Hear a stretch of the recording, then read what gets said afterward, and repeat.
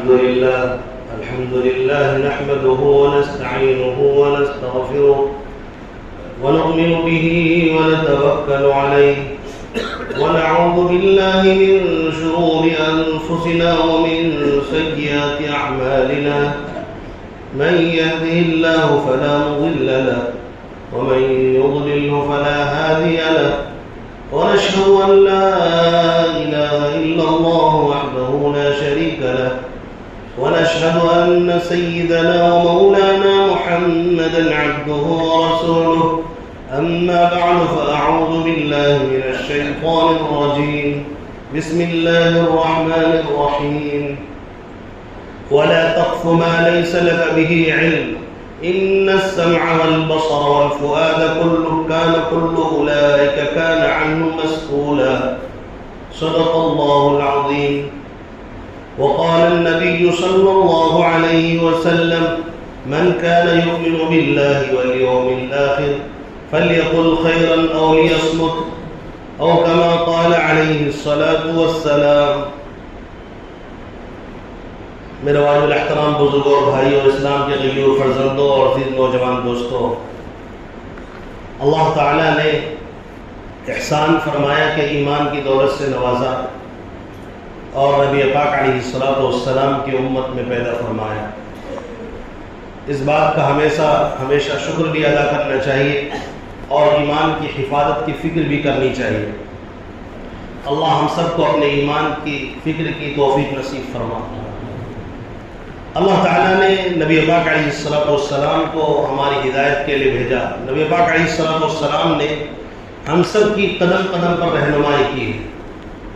نبی پاک علیہ السلام نے ایسی رہنمائی کی ہے کہ آدمی اگر اس پر عمل کر لے تو دونوں جہاں میں کامیاب ہو جاتا ہے.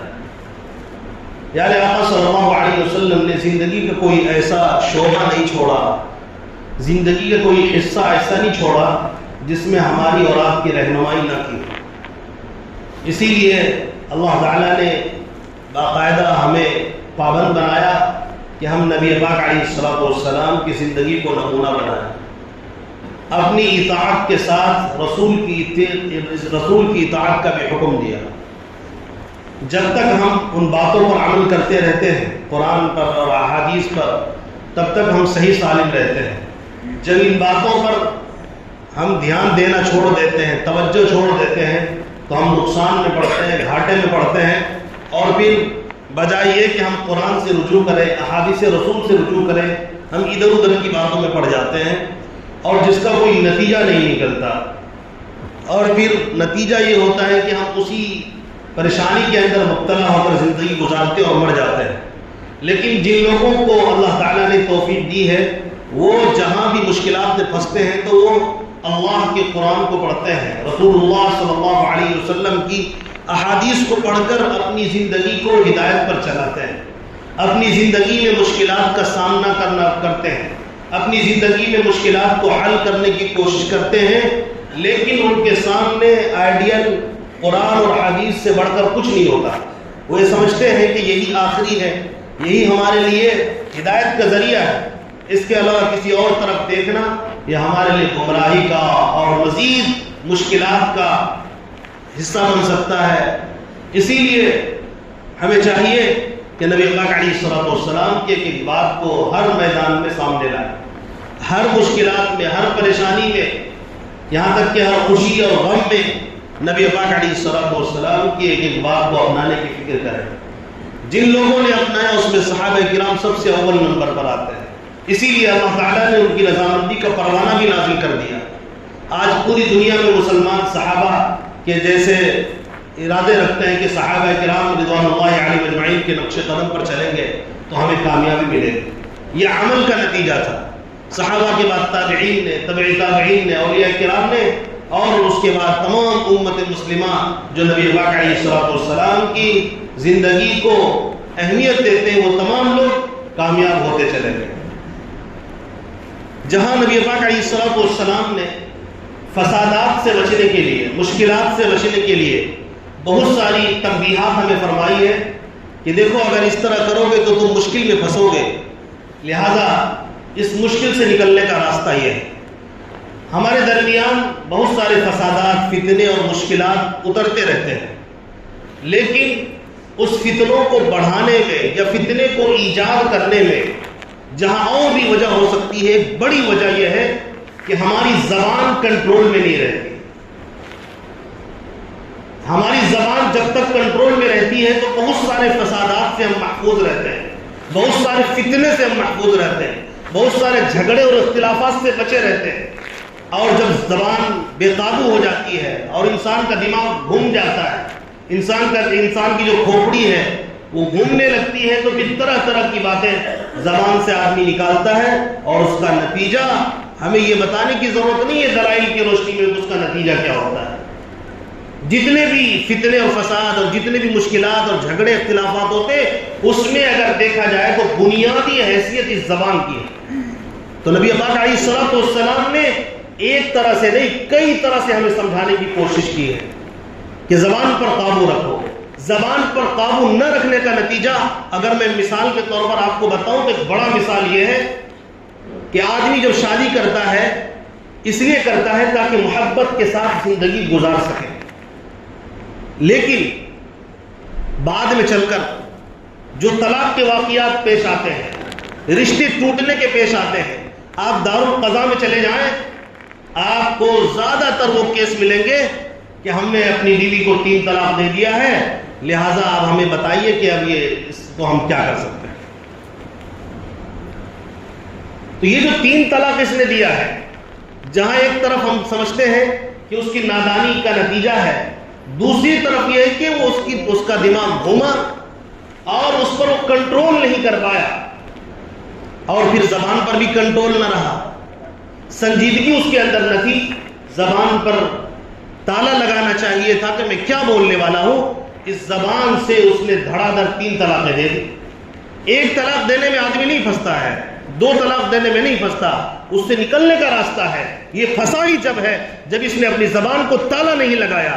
اس کے پاس یہ بات تھی کہ اگر 1 2 تو بھی بیوی جدا ہوتی ہے، اگر دو طلاق دو تو بھی جدا ہوتی ہے، اگر 3 طلاق دو تو ہمیشہ کے لیے جدا ہوتی ہے۔ معلومات رہتے ہوئے بھی اس کو چونکہ زبان پر کنٹرول نہیں تھا، اس لیے اس نے دھڑا دھڑ 3 دے دیا۔ اب جو فتویٰ پوچھنے کے لیے پریشان ہے، کبھی اس امام کو فون کر رہا ہے، کبھی اس عالم کو فون کر رہا ہے۔ فون تو لوگ کرتے ہیں نا، علماء کو، ائمہ کو فون تو کرتے ہیں، یہ جائیں گے کہاں؟ کیونکہ نکاح انہوں نے پڑھایا ہے، ابھی رشتہ انہوں نے توڑ کر آیا تو اب رشتہ جوڑیں گے کون، اس لیے پریشان ہوتے ہیں۔ تو یہ زبان کی حفاظت نہ کرنے کی وجہ سے یہ وبال آیا کہ سینکڑوں ہزاروں کی تعداد میں کیس پینڈنگ میں پڑا ہے۔ دارالقضاء کے اندر یہ معاملات پینڈنگ میں ہے کہ اس کا جو ہے یہ بتایا جائے کہ شریعت کی روشنی میں ہمیں کیا کرنا ہے، اس میں 3 طلاق کا زیادہ معاملہ چلتا ہے۔ تو یہ کیوں ہوا؟ زبان پر کنٹرول نہ کرنے کی وجہ سے ہوا۔ کاش اگر زبان پر کنٹرول ہوتی تو ہمیں یہ دن دیکھنے کو نہ ملتا۔ جو لوگ محفوظ ہیں انہوں نے زبان پر کنٹرول کیا ہوا۔ اختلافات کس کے یہاں نہیں ہوتے، کوئی محفوظ نہیں ہے، چاہے عالم ہو، چاہے عوام ہو، چاہے مسلمان ہو، چاہے دیندار ہو، چاہے بے دین ہو، اختلاف سے کوئی نہیں بچ سکتا۔ لیکن اختلاف کے وقت میں غصے کو قابو میں رکھنا، غصے کو کنٹرول میں رکھنا، یہ احادیث مبارکہ کی روشنی میں بتا رہا ہوں، یہ پہلوانی ہے، یہ جواں مردی ہے، یہ مجاہدہ ہے، یہ شجاعت ہے، یہ بہادری ہے کہ آدمی زبان پر کنٹرول رکھے کہ میں کیا کہنے والا ہوں، مجھے کیا کہنا چاہیے اور کیا نہیں کہنا چاہیے۔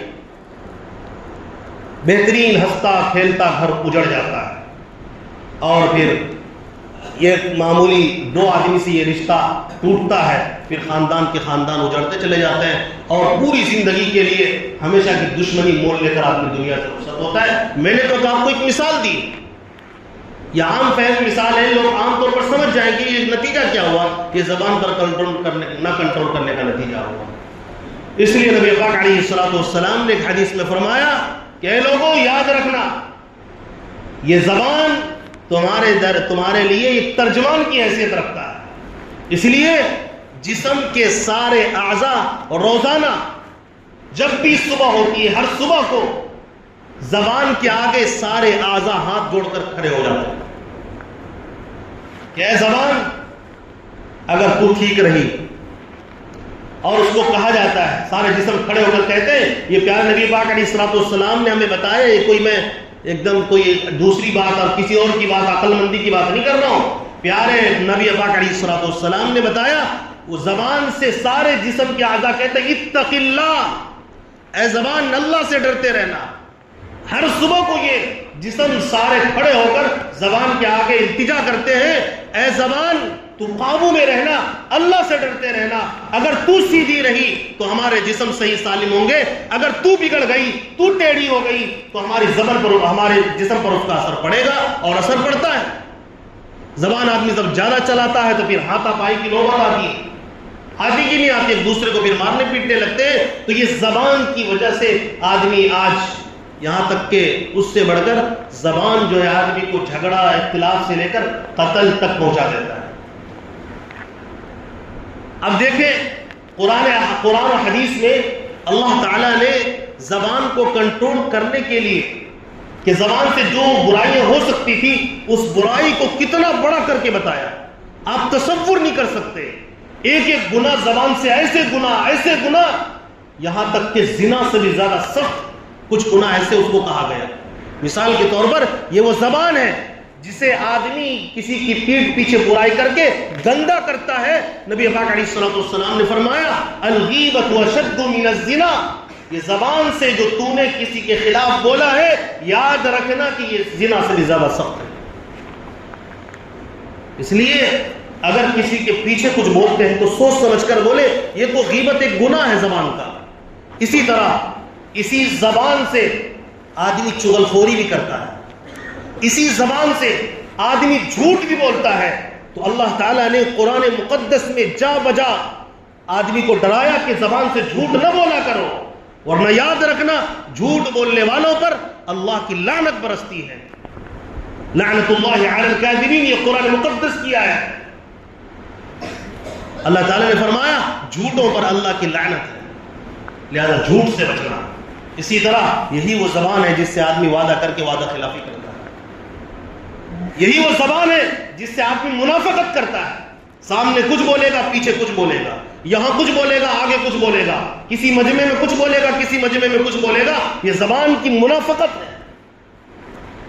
اگر ہم اور آپ چاہتے ہیں اپنی دماغ کو کنٹرول میں رکھیں، اس لیے کہ اللہ تعالیٰ نے قرآن مقدس میں صاف لفظوں میں فرمایا وَلَا تَقْفُ مَا لَيْسَ لَكَ بِهِ عِلْمٍ، یہ قرآن مقدس کی آیت پڑھ رہا ہوں، کس طرح سے کس انداز سے ایک جگہ نہیں کئی جگہوں پر اللہ تعالیٰ نے زبان پر کنٹرول کرنے کے لیے، دماغ پر کنٹرول کرنے کے لیے، جسم کے اعضاء پر کنٹرول کے لیے فرمایا۔ تو سب سے پہلے فرمایا وَلَا تَقْفُ مَا لَيْسَ لَكَ بِهِ عِلْمٍ، اے آدمی جس بات کا تمہیں، اے ابن آدم جس بات کا تمہیں علم نہیں اس کے پیچھے نہ پڑا کرو، جس بات کا تجھے علم نہیں، جو بات تم نہیں جانتا اس کے پیچھے مت پڑو، افواہوں کے پیچھے مت پڑو، پروپیگنڈا کے پیچھے مت پڑو۔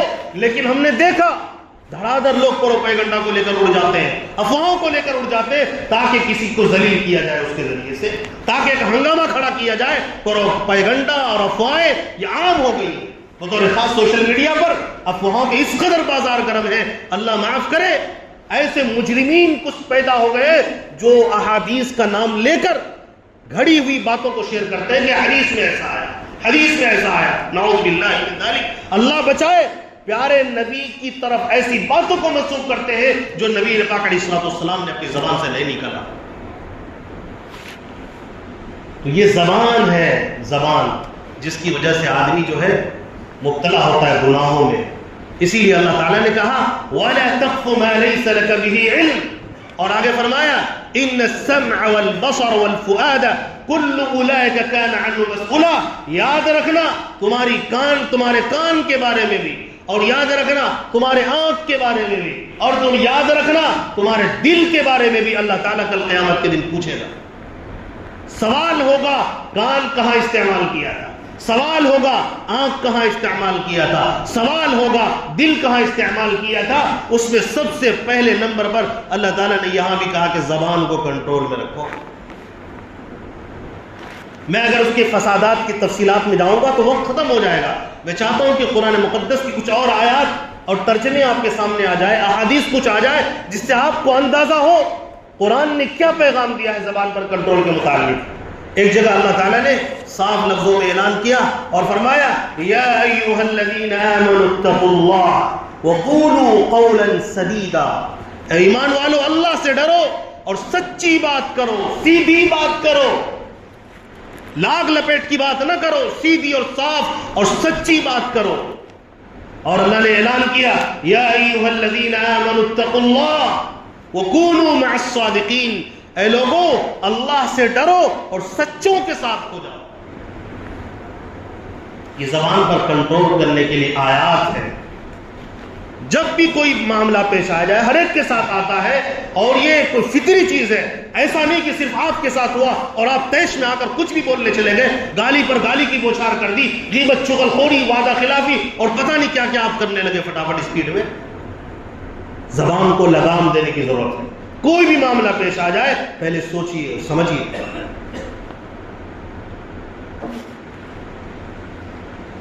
جو جذباتی آدمی ہوتا ہے اور زبان پر کنٹرول نہیں کرتا، عام طور پر فساد میں مبتلا ہوتا ہے۔ لوگ کبھی کبھی اس کو تعریف میں لے لیتے ہیں، ارے پتہ ہے وہ کتنا موڈیل آدمی ہے، مطلب ہے کہ اس کی تعریف ہو رہی ہے، برائی ہو رہی ہے۔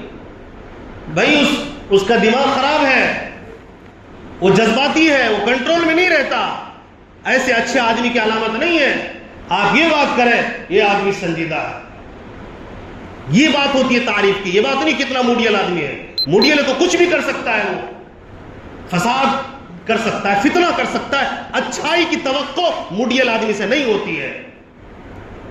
موڈیل تھا طلاق دے دیا، موڈیل ہے بچ کے رہنا طلاق دے دے گا، موڈیل ہے بچ کے رہنا یہ حادثہ کر دے گا۔ تمہیں تو پتا ہے، اس طرح سے خبر دے رہے ہوتے لوگ۔ تو قرآن نے جو ہمیں بتایا کہ اپنے دماغ کو، اپنی زبان کو بطور خاص کنٹرول میں رکھنا۔ دماغ یقیناً آدمی کو غصے میں آتا ہے کسی بری چیز کو دیکھ کر جو اپنے نفس کے خلاف دیکھتا ہے، لیکن زبان کو تالا لگائیے۔ اسی لیے نبی پاک علیہ الصلوۃ والسلام نے حدیث میں فرمایا من كان يؤمن بالله واليوم الآخر فليقل خيرا او ليصمت۔ جو شخص اللہ پر ایمان لاتا ہے اور آخرت کے دن پر ایمان لاتا ہے، جس کو پتا ہو کہ اللہ کے علاوہ کوئی عبادت کے لائق نہیں، جس کو پتا ہو میری زندگی کا مالک اللہ ہے، نبی نے اس کے بارے میں فرمایا، اوروں کی بات نہیں کی ہے۔ جس کو پتا ہو اللہ کے سامنے پیش ہونا پڑے گا، دودھ کا دودھ پانی کا پانی اللہ کرے گا، اللہ نبی پاک علیہ الصلوۃ والسلام نے اس کو متوجہ کیا، ہر ایک کو متوجہ نہیں کیا اس روایت کے اندر، اور فرمایا من كان يؤمن بالله واليوم الآخر، اور جس کا یقین ہو آخرت پر کہ مجھے مرنے کے بعد زندہ ہونا پڑے گا، جس کا ایمان اور یقین اس بات پر ہے، تو فلیقل خیرا، ایسے لوگوں کو چاہیے کہ وہ صحیح خیر کی اور بھلائی کی بات کریں۔ اور اگر بھلائی نہیں بول سکتا، نبی علیہ الصلوۃ والسلام نے فرمایا فلیقل خیرا او لیصمت، یا تو بھلی بات کرے یا خاموش رہے۔ خاموشی میں عافیت ہے، یا تو خاموش رہے۔ اسی طرح نبی پاک علیہ الصلوۃ والسلام نے فرمایا اے لوگوں میں تمہارے لیے جنت کی ضمانت لیتا ہوں۔ یہ کوئی معمولی بات نہیں ہے، بہت بڑی بات ہے، آپ تصور کریں۔ نبی صلی اللہ علیہ وسلم کسی آدمی کے لیے جنت کی ضمانت لینے کی بات کر رہے ہیں۔ اب آگے جو نبی نے فرمایا اس بات کو سمجھیے اور اس بات کو اپنے پلوں باندھ لیجئے۔ اگر آپ چاہتے ہیں کہ نبی آپ کی سفارش کر کے ضمانت پر آپ کو جنت میں داخل کروائے تو اس بات کو سمجھیے نبی نے کیا فرمایا۔ نبی پاک علیہ الصلوۃ والسلام نے فرمایا جو شخص دو باتوں کی ذمہ داری لے گا، دو باتوں پر قابو کرنے کی ذمہ داری لے گا، میں اس کو اپنی ضمانت پر جنت میں داخل کراؤں گا۔ سبحان اللہ۔ نبی پاک علیہ الصلوۃ والسلام نے فرمایا ایک زبان پر کنٹرول رکھنا، دوسرا شرمگاہ کی حفاظت کرنا۔ جو بندہ زبان کی حفاظت کرے گا، جو بندہ شرمگاہ کی حفاظت کرے گا، میں ان دونوں کے لیے جنت کی ضمانت لیتا ہوں۔ سبحان اللہ، کتنی بڑی بات ہے۔ کاش ہم زبان پر کنٹرول کرنے والے بن جائیں تو یاد رکھیے آپ کے لیے جنت پکی ہو چکی ہے، کیونکہ اللہ تعالیٰ اس کے بعد راستے ایسے آسان کر دیں گے کہ آپ مشکلات میں نہیں پھنسیں گے۔ یہ زبان آپ کو مشکلات میں پھنساتی ہے، آخرت کے اعتبار سے بھی، دنیا کے اعتبار سے بھی، لہذا اپنی زبان پر کنٹرول کیجئے۔ جو بات بولنا ہے، جہاں بولنا ہے اور جس انداز سے بولنا ہے، تول کر بولیے، سنجیدگی سے بولیے، پہلے سوچئے اس کے بعد بولیے۔ پہلے سوچئے پھر لکھیے. ایسا نہیں کہ آپ کچھ بھی بولتے چلے جا رہے ہیں, کچھ بھی لکھتے چلے جا رہے ہیں, بعد میں اس کا کیا اثر ہوگا اس پر بھی غور کرنا چاہیے. میں نے 3 طلاق دینے والے کو موڈیل اور کھوپڑی گھسکا ہوا اس لیے کہا, اس کی کھوپڑی اس لیے گھسک گیا ہے کہ اگر یہ سنجیدگی سے فیصلہ لیتا تو طلاق دینے کے بعد دوبارہ دارالقضا نہیں جاتا, دوبارہ کورٹ کے چکر نہیں کاٹتا کہ ہائے ہائے میں تو غصے میں دے دیا, کوئی راستہ نکال دیجیے. اس سے صاف پتہ لگتا ہے آپ نے سنجیدگی سے کام لے لیا, آپ کا دماغ گھوما اور آپ نے زبان سے تراتا 3 طلاق دے دیا. اگر سنجیدگی سے سوچتا کہ مجھے پھر اس کے ساتھ رہنا ہے, غور کرتے, آگے تانے سننے نہ پڑیں گے. جب اس نے دے دیا اب لوگ اس کو پکڑ لیا کہ تم نے کیا کیا, یہ تم نے کیا کیا, یہ تم نے, اب یہ برداشت نہیں ہو رہا. پہلے سوچتا کہ اس کا بعد میں ریئیکشن کیا ہوگا, اگر میں کنٹرول کر لیتا تو آج یہ دن دیکھنے کو نہیں ملتا. اگر یہ پہلے سوچتا تو یہ نہ پھنستا. آج پھنسا کیوں ہے؟ زبان پر کنٹرول اس نے نہیں کیا, اس لیے پھنس گیا. قرآن میں ایک آیات نہیں, سینکڑوں, کئی آیات میں, سینکڑوں تو نہیں, سینکڑوں کا مطلب ہوتا ہے سینکڑوں, 100 آیتیں, 100 نہیں, لیکن میں کہتا ہوں 10 سے 20 مقامات ایسے ہوں گے جہاں پر اللہ تعالیٰ نے سچ بات کہنے کی, جھوٹ سے بچنے کی, اسی طرح اپنی زبان کو کنٹرول میں کرنے کی بات کہی ہے. کبھی عبارت النص اور کبھی اشارت النص سے اللہ تعالیٰ نے سمجھایا ہے لوگوں کو اپنی زبان کو قابو میں رکھو, اور یہاں تک کہ خوف دلایا کہ تم یہ مت سوچنا کہ تم بالکل آزاد ہو دنیا کے اندر. اگر یہ تم سوچ رہے ہو کہ آزاد ہو دنیا کے اندر تو یہ تمہارا خیال غلط ہے. میں نے ہر انسان کے ساتھ 2 فرشتے مقرر کر رکھے ہیں, ما يلفظ من قول الا لديه رقیب عتید, جو انسان کے دونوں کندھے پر بیٹھے ہوئے ہیں, ایک برائی کو لکھ رہے ہیں اور ایک اچھائی کو لکھ رہے ہیں, جنہیں کرام کاتبین کہتے ہیں. اسی کو اللہ نے کہا اذ يتلقى المتلقيان عن اليمين وعن الشمال قعيد, ایک داہنے بیٹھ کر ایک بائیں بیٹھ کر جو بندہ زبان سے نکالتا ہے اس کو فوراً فرشتے لکھ لیتے ہیں. اگر ہاں کیا تو بھی لکھا گیا, اگر نہ کیا تو بھی لکھا گیا, اگر حرام کہا تو بھی لکھا گیا, اگر حلال کہا تو بھی لکھا گیا. جو بات جس انداز سے کہی گئی, اگر خیر کی بات کہی اس کو بھی لکھا گیا, سچ بولا لکھا گیا, جھوٹ بولا اس کو بھی نوٹ کر لیا گیا. تو کوئی آدمی یہ نہ سوچے میں اپنے حرکات و سکنات اور زبان کے لیے میں آزاد ہوں, میں جو چاہوں بولوں گا. ایسا نہیں ہوگا, بلکہ فرشتوں سے کم شرم آنی چاہیے اور فرشتوں سے ڈرنا چاہیے. میری ایک بات نام اعمال میں فرشتہ نوٹ کرنے والا بیٹھا ہوا ہے, یہ بات قرآن کی ہے, میں قرآن کا واسطہ دیتا ہوں. اگر آپ نے زبان پر کنٹرول رکھنا ہے تو قرآن پاک کی کم سے کم اس آیت سے ڈریے اور خوف کریے کہ آپ تنہائی میں ہیں یا مجمع میں, آپ کہاں جہاں کہیں بھی ہیں, آپ کے ساتھ 2 فرشتے ہر وقت باقاعدہ مقرر. انسان کی حفاظت کے لیے بہت سارے فرشتے ہیں, لیکن 2 فرشتے باقاعدہ اس کے اعمال کو نوٹ کر رہے ہوتے ہیں. اس لیے زبان سے جو بھی نکلتا ہے اس کے بعد فرشتہ اس کو نوٹ کر لیتا ہے, جو قرآن میں اللہ تعالیٰ نے صاف لفظوں میں فرما دیا. ان آیات اور احادیث کی روشنی میں ہمیں سمجھنا چاہیے, ہمیں اپنی زبان پر کنٹرول کرنا چاہیے. بولے تو سچ بولے, یہ حق بولے, یہ جائز بات بولے, بلا وجہ کی باتیں نہ کریں. بلا وجہ کی باتیں کرتے کرتے آدمی کسی کا تذکرہ کرتے کرتے بلا وجہ کی باتیں پہلے کرتا ہے, اس کے بعد جو اس پر الزامات کی بارش سٹارٹ ہو جاتی ہے. بعض مرتبہ کبھی ایسا بھی ہوتا ہے آپ ایسے شخص کے سامنے کسی کی تعریف کر رہے ہوتے ہیں جو آدمی اسے ناپسند کرتا ہے, آپ نے اس کے سامنے تعریف کی, لیکن ادھر سے ریپلے جو آئے گا اس خراب آئے گا. تو ایسے آدمی کے سامنے تعریف بھی مت کریے. جب آپ کو پتا ہو کہ آدمی ادھر سے ریپلے صحیح نہیں دے گا, وہ کہے گا رہنے دو یار, بہت تعریف کر لی ہے, مجھے پتا ہے وہ کتنے پانی میں ہے, مجھے پتا ہے کہ اس کی کیا حیثیت ہے, تم کو ابھی کچھ خبر نہیں ہے. اس طرح کی باتیں, اگر اس طرح کا جواب آنے کا اندیشہ ہو تو آپ ایسے شخص کے سامنے کسی کی تعریف بھی مت کریے. تبھی آپ نے تعریف شروع کی, اب اس نے جواب میں اس کی برائی کی, اب آپ برائی کو سن رہے ہیں, اچھا ایسا ہوا کیا, اب آپ بھی اس میں شامل ہو گئے. تو آدمی کو دیکھ کر بات کرنا چاہیے کہ کیا بات کر رہا ہوں, کیوں بات کر رہا ہوں, اور کسی بھی معاملے میں بغیر سنجیدگی کے کوئی بات اپنی زبان سے نہ نکالیں, ورنہ یاد رکھیے ایک روایت میں حضرت معاذ بن جبل رضی اللہ عنہ راوی ہے، وہ فرماتے ہیں کہ جہنم میں جو لے کر جا سکتی ہے اور جو آدمی کو پریشانی میں ڈال سکتی ہے، کسی ایسی چیز کے بارے میں بتائیے. تو نبی پاک علیہ الصلوۃ والسلام نے فرمایا کیا ہے معاذ تمہیں پتہ نہیں ہے یہ جو زبان ہے، ہذا زبان پکڑ کر نبی نے فرمایا ہذا، یہ وہ زبان ہے جو آدمی کو جہنم میں گرائے گی. اس لیے جہنم سے اگر بچنا ہے، دنیا میں عافیت سے رہنا ہے، کس کے سامنے کیا بولنا ہے اور کیوں بولنا ہے، اور ہمیں اللہ نے کیا حکم دیا ہے، کیا بات کرنی چاہیے اور کیا نہیں کرنی چاہیے اور کب کرنی چاہیے، ان تمام باتوں کو سوچ کر سنجیدگی کے ساتھ آپ رہیں گے، بہت عافیت میں رہیں گے. انشاءاللہ ہم اپنی زبان پر کنٹرول کریں گے. اللہ تعالیٰ ہم تمام کو اپنی زبان کی حفاظت کی توفیق نصیب فرمائے.